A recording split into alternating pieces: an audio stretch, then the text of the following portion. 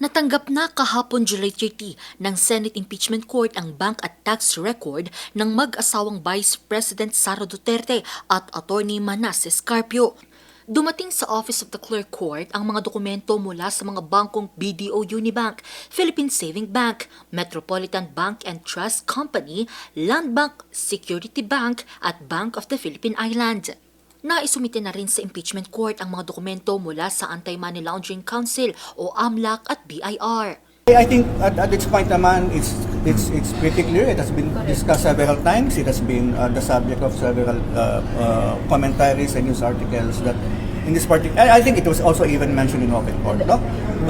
That we for the BIR records, it would need either presidential authorization or waiver. Gagamitin ang mga dokumento para sa pagdinig ng Article 2 ng Articles of Impeachment o Unexplained Wealth.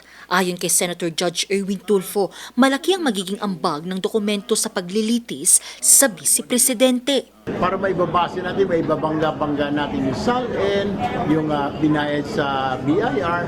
So, yun po yung pros. Pero yung cons din, kung hindi pala, biglang lumaki yung assets, liabilities, yung taxes niya, lumaki these past few years lang. So, Nauna nang sinabi sa unang impeachment trial ni VP Sara na may limitasyon ang bank at tax records, pero pwede itong gamitin para mahambing at masukat ang paglago ng yaman. Isinumite lang ito ng BIR matapos payagan ni Pangulong Bongbong Marcos alinsunod na rin sa batas. Kung malinis lang ang tao, kung walang balak na gumawa ng anumang anomalya o pagnanakaw ng pondo, ang batas ay dapat na sinusunod. Kung kinakailangan mag-withdraw ng ganong kalaking halaga, let's say 125 million pesos in just one day, hindi po yun masama kung gagamitin sa tama.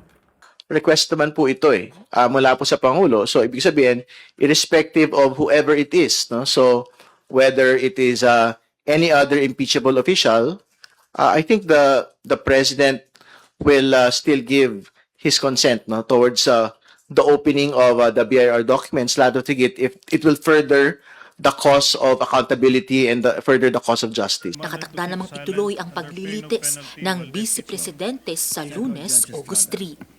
Angel Arquero para sa Nation on the Move.